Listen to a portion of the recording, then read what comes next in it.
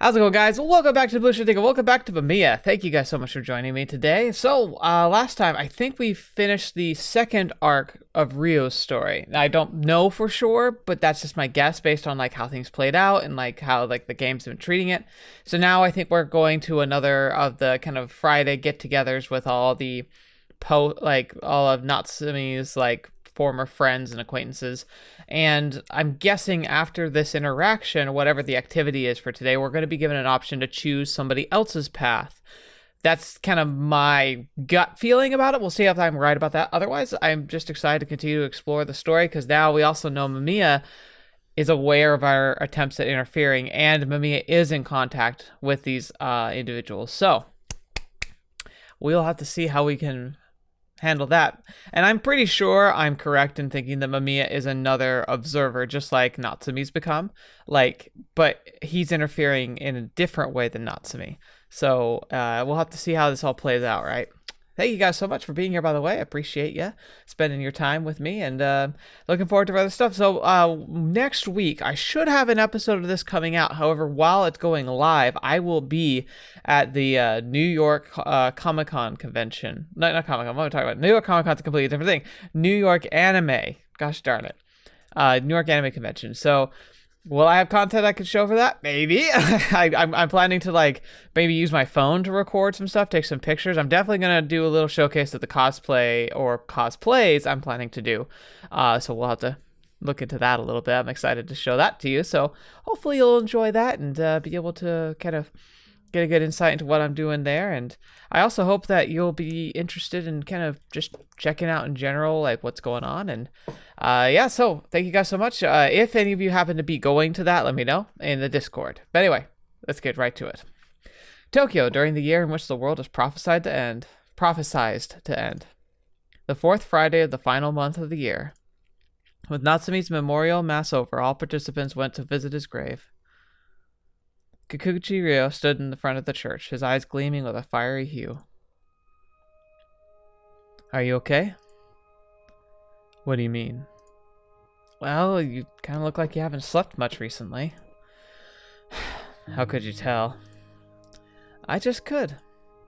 I was actually so nervous I couldn't get a wink of sleep. You couldn't tell by the way you were standing. Although I did use the time to think things through. I see. The young man pressed his lips tightly together.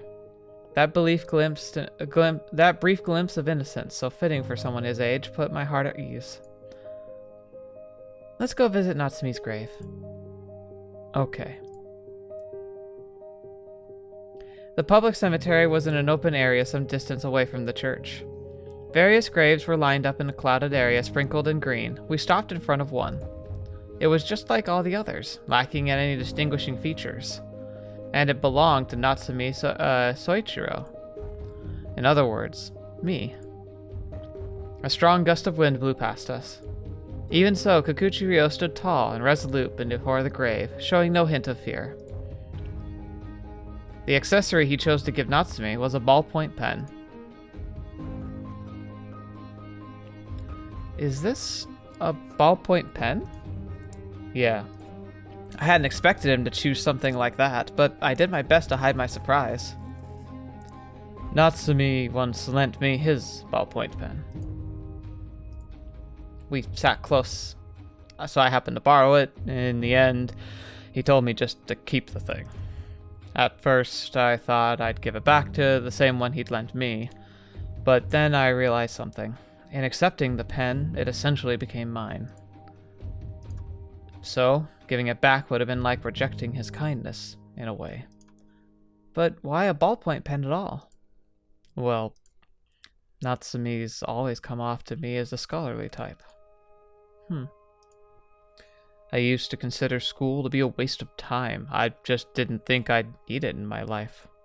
But if I wasn't a student, and if Natsumi hadn't picked the same school as me, we would have never met.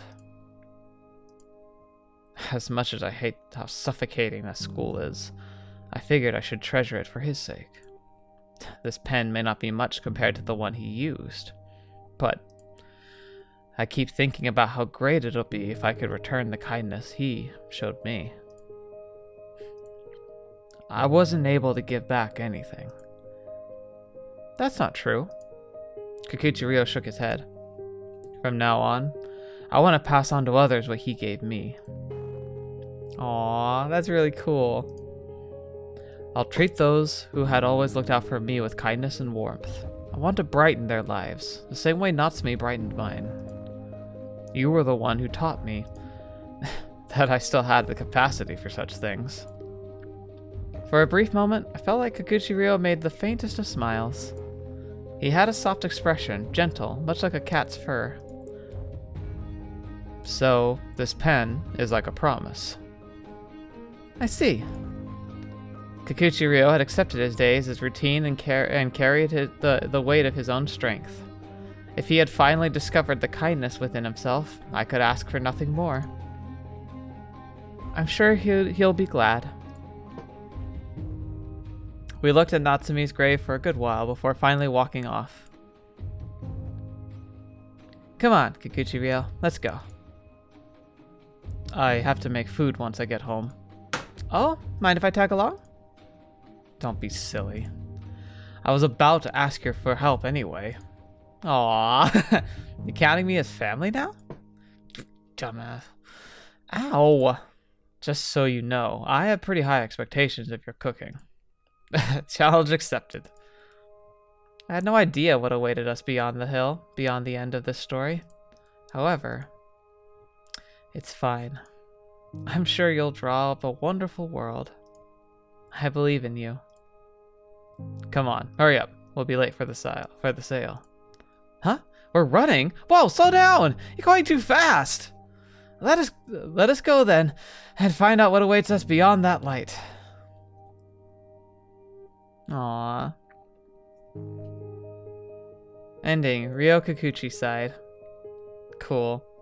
It's too bad I didn't realize I could have just put that at the end of last episode, but that was great. The music also just, mwah, beautiful.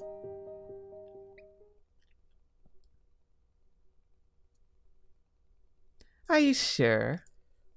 Are you absolutely sure this is the kind of ending made your friend happy? All right. You may just enjoy bathing in your happiness without knowing the truth, you bystander. Is she talking like to like me, like to us? Interesting. Hey, that's cool. So we got Ryou's kind of like image in the back. Okay. So if it follows the same pattern,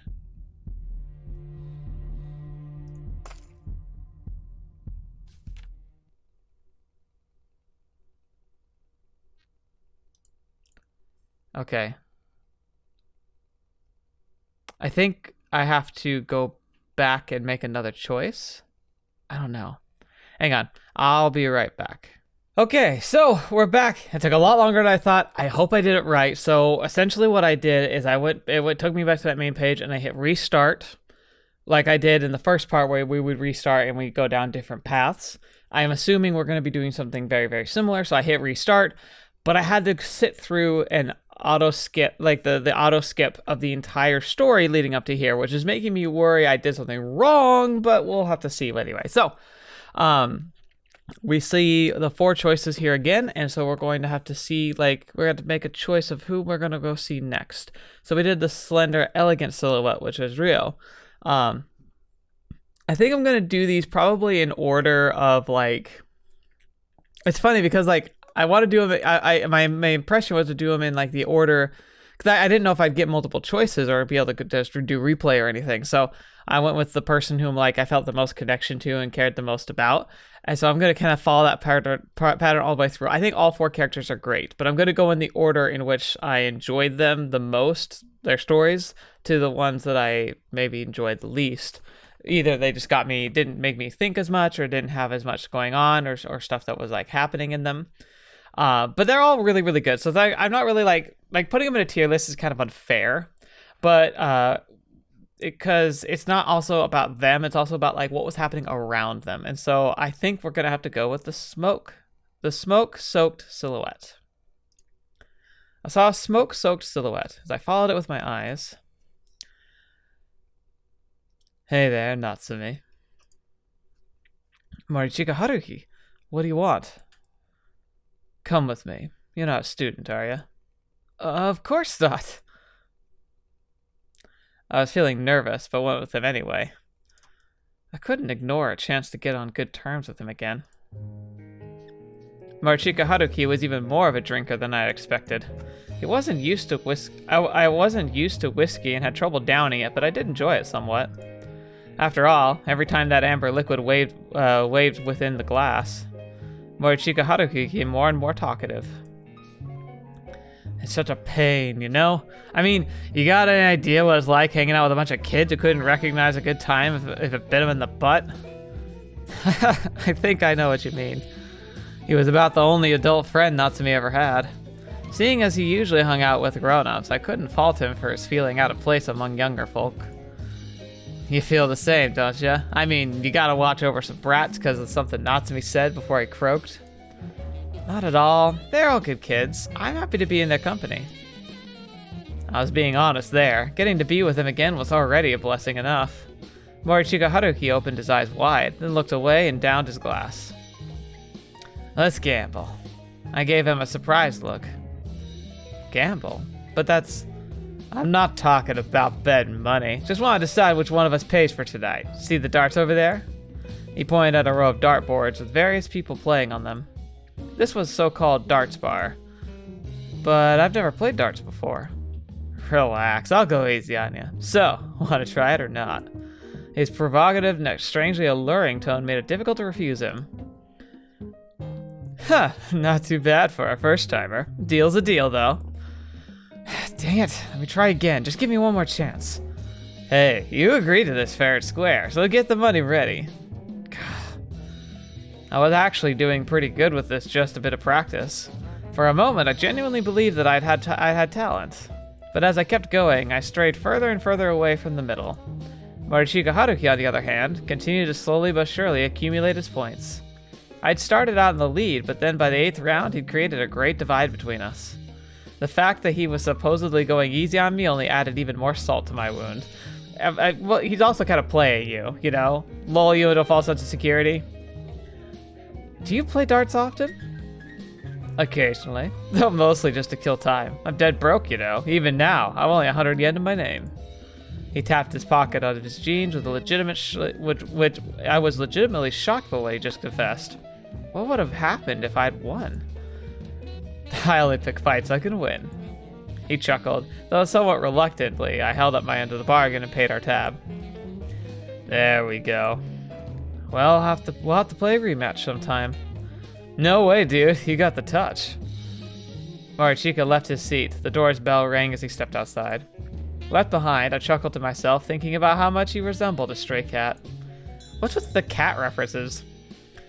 So, where do you live? I hastily caught up to Morichika. The neon lights of the city suited him well. Huh? Nowhere, really. I just spend the night where I can. My eyes widened in shock. You mean you're staying with various women? As in many of them? What's the matter to you? I grabbed him by the shoulders and shook him. You can't do that. It's immoral. You need to stop immediately. Okay, why are you taking the high road here, though? Clearly upset by my words, he pushed my hand away with a displeased look on his face. Okay, here's a little something you should know about me. I hate it when people tell me what to do. He then tried to disappear into the night, but I grabbed his hand again. Huh? Come on, come to my place then. If the only alternative is living with all sorts of different women, I think I'll be way more ethical for you to just stay over at my place. Wait, the hell you on about? I wouldn't mind. Well, I sure would. I ain't gonna let some guy take care of me. As if letting girls do that is any better. Well, aren't you witty? He made a scummy grin, so I tightened my grip. You don't even have a home. You're not wrong, I guess. Ugh, this pisses me off. Confirming that he had understood my point, I smiled and let him know where I lived. My home was a simple city apartment. Spectators generally became conscious of this world as members of the nameless masses. When that happened, we were given backgrounds that suited us. For example, I was a 23-year-old stable member of society and had everything you'd expect someone like that to have. However, that was just a background. My home was relatively unfurnished and felt like nobody lived here. It didn't even have curtains. So it's almost like the world accommodates them when they are in the world, you could say. Which is interesting. He was told not to interfere, but the world seems to have rule sets that allow for him to interfere. It's not much, I know. Morishika Haruki looked around, then took off his coat and handed it to me with a slow, disinterested movements. There was too little to look at. White walls with white flooring, a white bed with a brown sofa, nothing else. The inorganic fluorescent lights reflected our awkward frames in the dark window. Oh, right. Give me your number. Huh? Remember when you forgot to come to the meeting? I need it just in case. Morishika Haruki clicked his tongue, but gave me his phone number regardless. I make it a policy not to answer when a guy's calling, so don't actually use it. Oh, okay. Although, wasn't a number I could use basically the same as a number I didn't have? Then again, it was still better than nothing. Yes, I'll go to sleep then. You can just use the bed. Nah, I like this better. He then just rolled up and got comfortable. Slightly perplexed, I took a set of pajamas off a box under the bed and changed into it. I have a spare pajama. Want one? I ain't wearing clothes that smell like other people. I took a whiff of my clothing. It didn't seem that bad. Just sleep. Okay, good night. I turned off the lights, but Morishika Haruki continued fiddling around with his phone. I had a feeling he didn't want me to see his sleeping face. In the end, despite the faint light, I had no trouble falling asleep. The bright morning light shone in through the windows, and it was accompanied by the soft chirping of birds. The lack of any curtains meant I had no need for an alarm clock. Good morning, Morishika Haruki. Half asleep, I looked at the sofa, then tilted my head. Morishika Haruki had already left. Of course he has. He was a man who lived by his own rules. He hated staying in the same place or interacting with the same people. One day he would smile as if we were close, only to disappear the next morning. He was much like the brand cigarettes he smoked. He would attract you with the fragrance, then vanish when the wind blew. Morishika Haruki definitely didn't enjoy being followed around like this. He was easy to catch, though. I just had to wait for him in front of a pachinko parlor. Eat your breakfast? Shut it. Who cares if I don't? I do. Breakfast is the most important meal of the day, you know. Did you come here just to say that? His eyes told me just to leave if that was the case. It shook me a bit, giving him time to walk away. Left alone, I remembered how we were when I was a kid.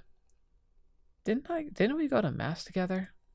He was such a relatable young man back then. Reliable, sorry. These days, though, he was a drain on society who jumped from woman to woman. We were also roughly the same age now. Life's full of mysteries, I guess. I chuckled at the irony of it all. Upon seeing me, Morishika Haruki made a profoundly displeased expression. Good morning, Morishika Haruki. The heck are you following me for, dude? Well, for one, I've no friends.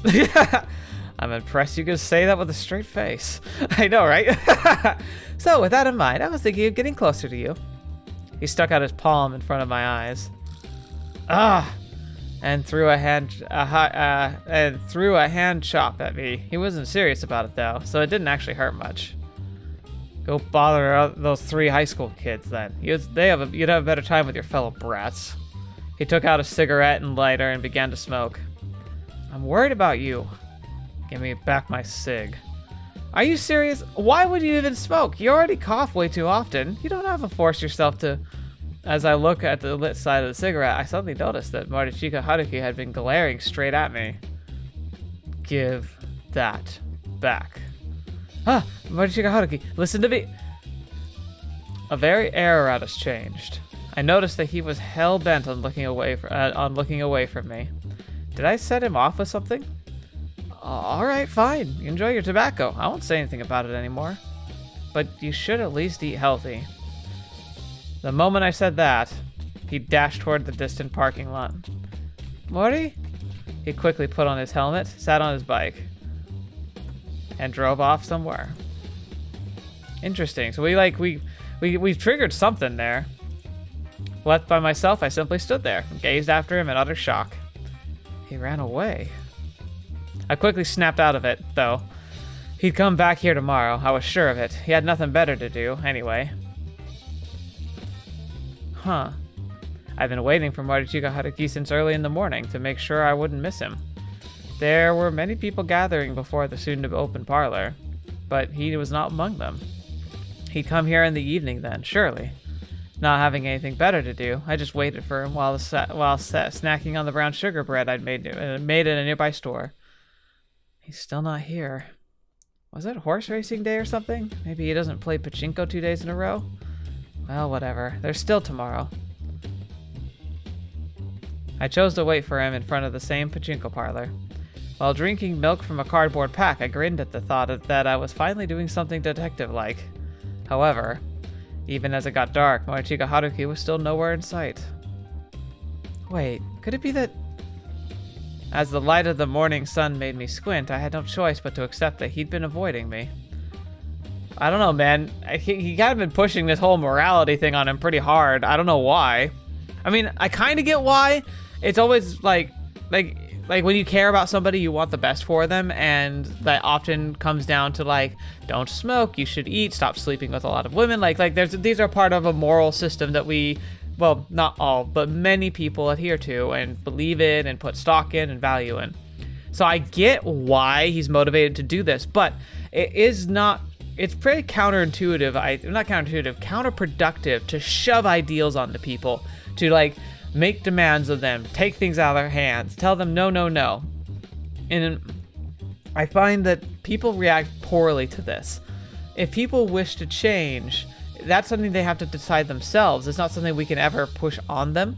And I think that's one of the biggest faults of parents and parental figures, religious leaders, moral teachers of all kinds, is that they believe that they're so correct in these avenues, maybe from personal experience. They might even be 100% correct. And yet, if they shove these ideals onto people, they're not adopted by them. And the best, they're mimicked and tolerated until they can get away. I mean, I grew up in a fairly conservative, I grew up in a conservative area under conservative upbringing, as many people would consider it, but I also saw that I had a much more liberal upbringing than many others around me, because we were in a very kind of a more rural, very religious community.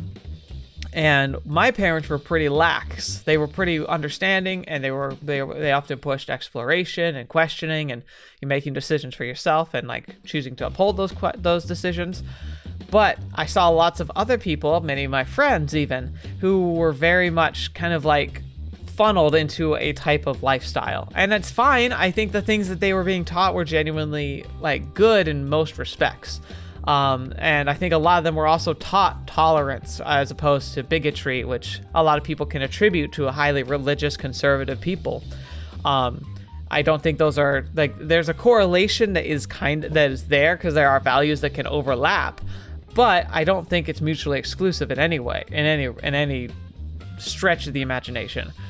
But there can be a very oppressive attitude that goes along with that. And so I saw a lot of people who were very socially and there was a lot of social pressure, especially from home, to live certain ways and to avoid certain activities and to live certain lifestyles, have certain goals and expectations for your future. And then things go oftentimes when young people are in a very repressed upbringing, and then they're suddenly told, when they turn 18 or whatever, go out into the world, be an adult, go to school, do your own stuff, then they're on their own. A lot of them can have a very natural reflexive kickback where suddenly I can just do stuff and no one's gonna heckle me for it. And so they'll just go off the deep end, and they can actually make more intense life altering decisions that their parents wouldn't ever dream of them doing, because they have the sudden freedom is something that they're unacclimated to. So I personally believe that when it comes to children or peers or anybody, like you need to teach people when they're young to have freedom and to make choices and that consequences follow them. So you don't tell them, hey, don't smoke because it's evil. Tell them, hey, you don't smoke. But if you do, try and make sure you regulate it. And keep in mind that like it's not easy to quit, but if you ever want to quit, I'll give you everything I can to help you, you know? Like, same thing with alcoholism. Like, I've never been drawn to alcohol because A, I think it tastes nasty, and B, I honestly just don't like the idea of, like, inhibiting myself, even if it's incredibly fun. I can have tons of fun doing other things. So I just choose not to drink. Like, it's a personal thing. Whether or not it's part of, like, the way I was raised or not, it really doesn't matter, especially because if you know my parents, they drink a ton. That's like definitely not it, but I know like a lot of people who grew up in homes where you weren't allowed to drink at all. I choose not to. That doesn't mean I look down on people who do. I do worry though if they're ever getting to binge drinking. I get worried if they go out and they don't have a designated driver. Like those are things that worry me. And that's the thing is like I can, instead of looking down my nose at people like that, I can offer to be the designated driver. I can be encouraging. I can recognize when things are getting dangerous and then try and help them. And interventions might be necessary when things are really, really bad. And maybe Marichika is going to be qualifying in that regard. Maybe he's so far down this path of self-destruction that he needs an intervention. But I don't think this is the way to do that kind of intervention, which is okay, though. I think that Natsumi in these stories, he's trying to intervene in all four of their lives. And he's doing so, he learns how to as he goes, which I really liked about Ryou's story. Anyway, sorry for the big, long rant, but this is something I do truly believe a lot in. And I think that's why I related a lot with Marichika's story, which is kind of why it's the second one I picked. I think it's really important. There's a lot of story beats here I want to cover. All of them, really. But I liked Marichika's story. I also want to see if we get to see more of, what's her name? Marie? The maid girl. I wonder if she's going to be like more incorporated into the story here. So we'll have to see. Anyway, let's jump back into it and play this for at least a little longer. I don't know how much longer my voice is going to last, but like, let's go for it. All right. So wait, no jumping to conclusions. Maybe he's just busy with women. Oh, right. I still have the number he gave me. He had told me not to use it, so I kind of just forgot about it. I scrolled down to his name along my contacts list and called him. After 5 rings, someone finally answered. Hey, Marichika, how do... Hello? I'm sorry, but we only open at 11. Huh? Could you call us back later? Who is this? Oh, we're at Share, the pizza place. You crafty devil. I ended the call and just stood in place. Marichika! He ran away from me. He actually did. If that was the way he would do things, I had my own ideas too. I can be pretty persistent. Yeah, he can. I didn't know where he lived or how to contact him. Marichika Haruki had always lived by his own rules. The only lead I had on him was the fact that he often picked up women in Shinjuku. I wasn't exactly fond of that side of his, but it was the only thing I could cling to right now. I could ask some of the ladies there. I might run into someone who knew Marichika Haruki. Interesting. Shinjuku, the metropolis of Tokyo. I made myself comfortable and waited at a place nearby the border of the residential areas in the neon-covered city. Are you okay? There. Going by her voice, she was used to talking to people. She was probably looking for customers. Bold of you to assume that a woman who just talks to people is somehow playing the role. I slowly raised my head and opened my eyes. Oh. Our eyes meet. I'm so sorry. I seem to have fallen asleep here. That's okay. Can you stand? It doesn't look like it. I'm feeling a bit weak. Could you lend me a hand? I held onto her hand and faked having trouble getting up. Thank you. There we go. Want to come over to my place? Wow! Natsumi's got game! I accepted her offer with a smile. Natsumi. Here, have some water. Fetch, man. What mystical power is this? Does anyone actually have this happen to them, or they just kind of get picked up by girls? Like had my dating adventures before, and I've definitely had people interested in me, but I've never had it go that quickly before, or that easily. Probably because I was a nervous wreck and never would be relaxed enough for it to actually be a thing. Anyway, thank you very much. I had a quick look around the place. It was a self-locking apartment with one room, all in all fairly standard for a young lady living in the big city. There were consumer electronics, cushions, and a variety of plush toys she'd probably won on a crane game. Now that I see you're in good lighting, I'm glad that you seem better than I thought. The woman, still holding a cigarette in one hand, made a smile that somehow put me at ease. I promptly explained the situation to her. Haruki, you know him? Bingo. The lady who picked me up, Ayaka, reacted so strongly that the ash fell off the tip of her cigarette. Then tell him I wanted my money back. I've already wasted enough time trying to constantly remind him. Knowing Morichika, he likely danced around the issue and kept putting it off for weeks and weeks. Feeling a newfound sympathy for my latest acquaintance, I lightly chuckled as I imagined him charming her. Do you have him in your contacts? Of course I do. He calls me at least once every month. He always gets in touch just as I'm about to delete his number. Leeches must have some crazy survival instincts. She was more passionate about my investigation than I had expected. Her grudge against Haruki must have piled up in quite a powerful force. Anyway, now I had his actual number, but if I call him myself, he'd get suspicious. He'd no doubt block the number the moment he realized that I was the one talking. As I wondered what to do next, Ayaki was busy texting people. Looking at her gave me an idea, though. Could you do me a favor? I whispered something into her ear, and it immediately made her lip curl into a grin. No problem. I was relieved to see how eager and reliable she seemed. I don't know about reliable. I think she's just motivated. At this rate, things might work out. Because, luring someone under false pretenses is just, absolutely understandable. Won't make him angry in the slightest, because what could possibly go wrong? Good night, then. Huh? You're going to sleep? Yes. I see. Oh well, good night. Natsuki. You know what? Maybe that was my problem. Maybe I was just as dense as he was. That night, I slept under a trench coat as a makeshift blanket. I woke up to some breakfast, prepared by Ayaka herself. Wow, you actually made breakfast for me. Oh, I just ended up making too much for myself. Don't overthink it. There was some still warm cabbage miso soup and an egged rice on the table. Oh, that's right. I found this wonderful miso soup packets. They're not obviously as great as authentic, but it's hard to get authentic here. So, but these packets, they're just wonderful. You just put them in a bowl, mix in some hot water. It's like the perfect size for just I'm going to be living off this stuff in the wintertime because it's just so good. It's amazing how good it can be considering how it's dehydrated.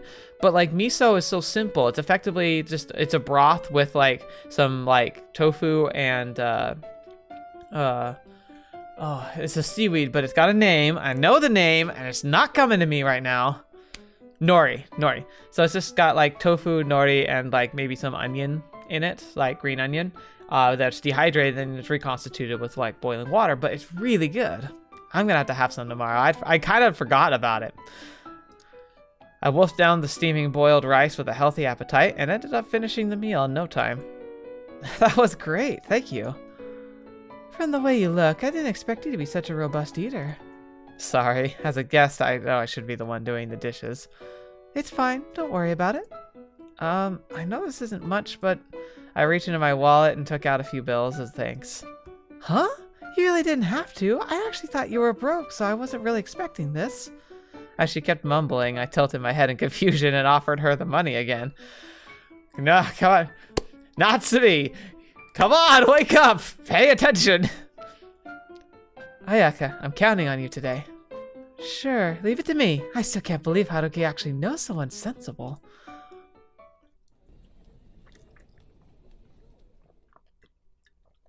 Gotcha! Huh! Why are you here? And where's the chick I'm supposed to meet? Ayaka had a shift today. I could almost hear him ask how I even knew her name. Though initially confused, Morishika Haruki quickly put two and two together. You little... I responded with a smile. Yes, I am quite crafty. Mwahaha. I had Ayaka call Morishika Haruki this noon. Yeah. Haruki? Ayaka? What's up? I wanted to hear your voice again. How are you? Get to the point. There's no fooling you, I see. Actually, I had a fight with my boyfriend the other day, and we broke up, so... Say no more. You free tonight? Once the call ended, we looked at each other and grinned. And that's how it went. Not to be you got guts. The lady would give him a good time, and a place to stay would not be coming. Not today. Jesus. Visibly annoyed. I'm sure. Morishika heaved a deep sigh. Why are you avoiding me? You can try vanishing again. But I'll just come find you like I did now. So, it'll be a lot easier for you to just give up. I'm holding your life hostage against you. God, you're annoying. I'm good at endurance matches. I took his response as a sign of approval and smiled. So, where have you been these past few days? Nowhere. I was gonna see Ayaka. You figured out the rest, he added. When we walked around the nighttime streets, barely exchanging any words. I was essentially just tailing him while he attempted to shake me. The way he walked was rather strange.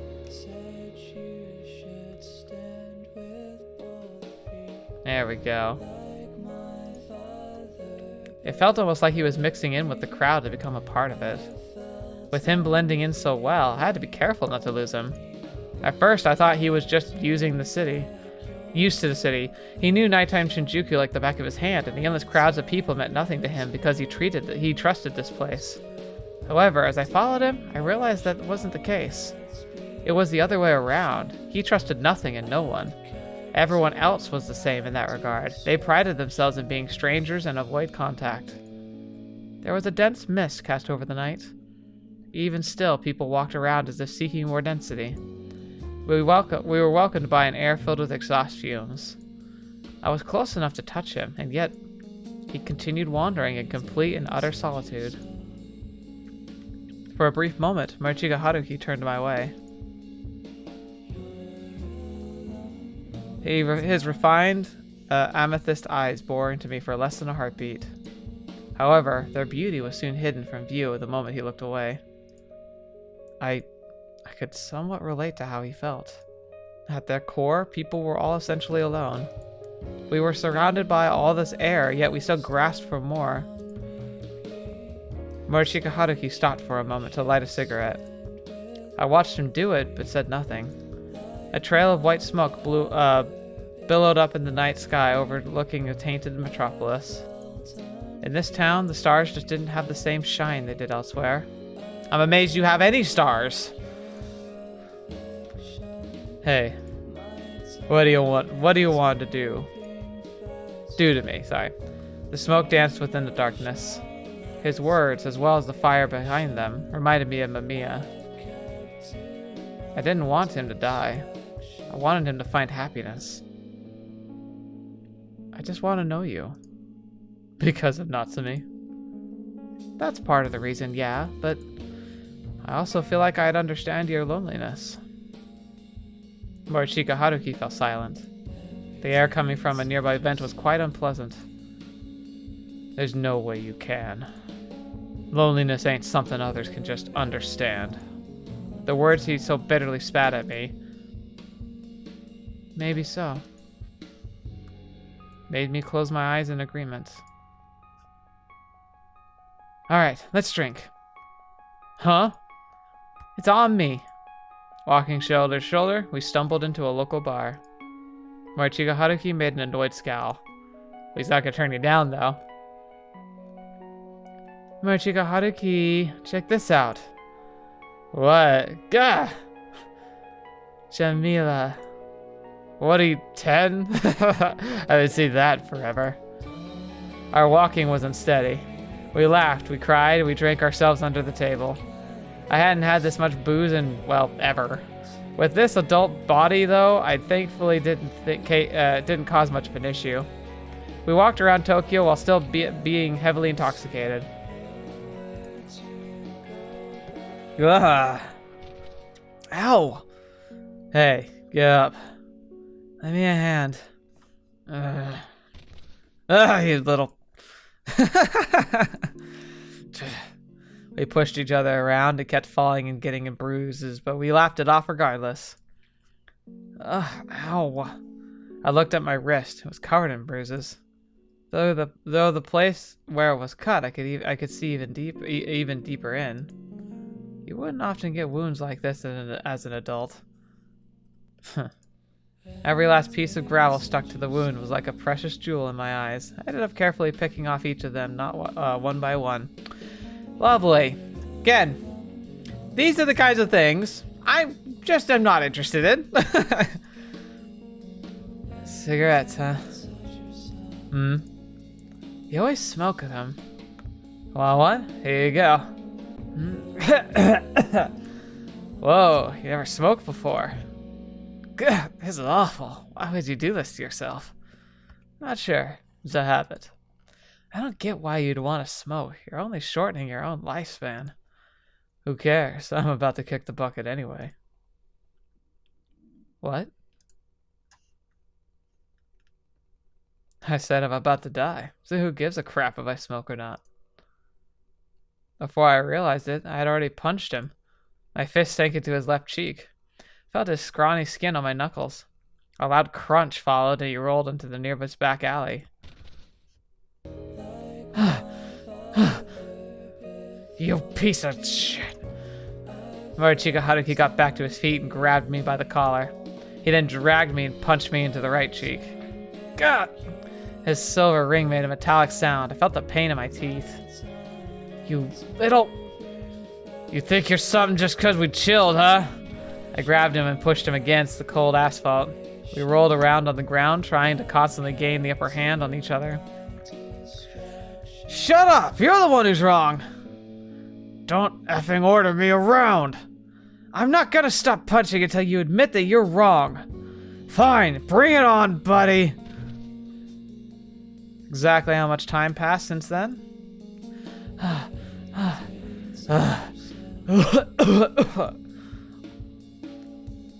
We were both exhausted to the point where our punches had long since lost all their power. Morichika Haruki. Why? Why can't you understand? Heck if I know. How the F am I supposed to tell what's even going on in your head? You're a pain. You stop forcing your ideas on me. I ain't your kid. I ain't nothing to you. I don't think about you that way. Huh, yeah, right. Lying on the ground, we looked up at the small patch of sky peeking out from between the buildings. The heavy, moist clouds seemed to almost be scolding us from above. Certainly made me feel a little apologetic. We had completely sobered up.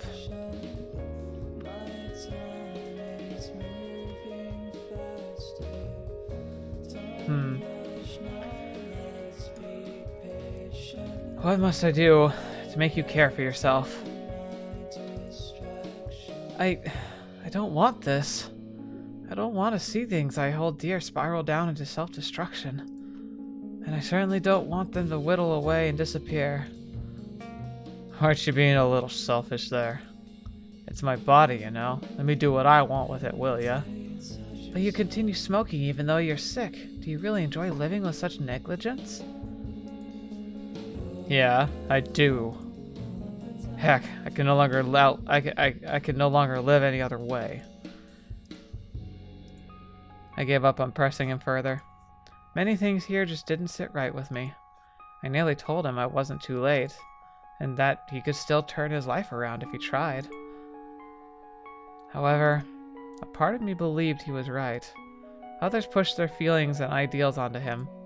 He'd been doing his best to live up to their expectations, and that drained him. As a heavy silence descended upon us, every breath he took seemed to be implying exactly that. Huh. I took a long, deep breath.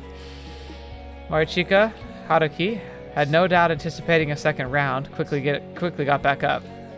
His reaction made me chuckle. I shook my head and looked up at the dark gray sky stretching above us. When's your birthday? I forgot. No, you didn't. It's in the spring. Spring? Is that why you're called Haruki? I mean, with Haru meaning spring and all. Yeah. His listless response made me smile. Haruki, born in spring. He looked at me in confusion. And since Natsu means summer, I'm guessing that means that you're and since Natsu means summer, I'm guessing that makes you a summer-born Natsumi, huh? Oh no, I was actually born during the winter. Natsumi, born in winter. Yep, that's me. A winter-born Natsumi, waiting for the day he would see summer. I heaved a sigh. The cold had already vanished. I can't wait for spring to arrive. You should celebrate your birthday when it does. Let's buy a cake and eat it with those others. I'm sure they'll be fun. We could get one now, you know. Huh? You said you were born in winter, so why not buy a cake now? I guess that would make sense. I mean, there is a logic to that. Still, I'd like you to live way past 30. You're still on that. You see, I have a little dream. To reach my 40s with a friend and go mountain climbing on a day off. I want to be sure it comes true. Whatever, dude. Interesting. I think that's a good place for us to stop. So we had a little bit of a bonding moment between the two of them. Really, really interesting. But again, I think it's really, like, we're going to be tackling this idea of forced ideals. This idea of, like, just because, like, a lifestyle is good or bad, and you know it, and you care about somebody, isn't enough. Like, there has to be a bridge that gets built there, and I think that's what we're going to be watching between Haruki and Natsumi. So I'm really excited to see that. But yeah, I hope you guys enjoyed. This was a really fun episode to record, really interesting to see, and I hope I've been playing the game right. If anyone knows how the game goes, and I did it wrong by hitting the restart, just let me know. I'm guessing I'm fine, because that's what we had to do in the first part, and I feel like the game was teaching me what to do then, so like, it would make sense. But in case I missed something obvious, like, let me know. No spoilers, though, of course. But thank you guys so much. And thank you so much to the patrons who helped select this game. Thank you guys. I appreciate your continued support. I've got some interesting stuff I'm going to be talking about with you and with the channel at large probably in the next couple of weeks. So hopefully you'll be sticking around for that and be able to see what kind of fun activities we can have over the course of the next year. Because we're coming up on the channel's like official anniversary. I technically started the channel, I believe, in December of 2015, although I didn't start uploading until 2016, but the channel's birthday is technically in December, and I think we might have to throw a birthday party for the channel. So let's see how that all plays out. Hopefully I can plan something kind of fun and interesting to do for that day. If you have any interesting ideas, please submit them to the Discord, or something you think would be fun to do for like a special, potentially a live stream, or just like a funny, nice video project. Is there something you've always wanted to know more about me, something you want to know about the channel, or simply just your brainstormed ideas? It'd be fun to read, but you know, I'm going to be thinking on my own. Just keep in mind it'd be fun to do something like that. But anyway, thank you guys so much for being here. I hope you enjoyed today, and I hope you had a great time. And until the next video, watching me up. See me next. I'll see you there.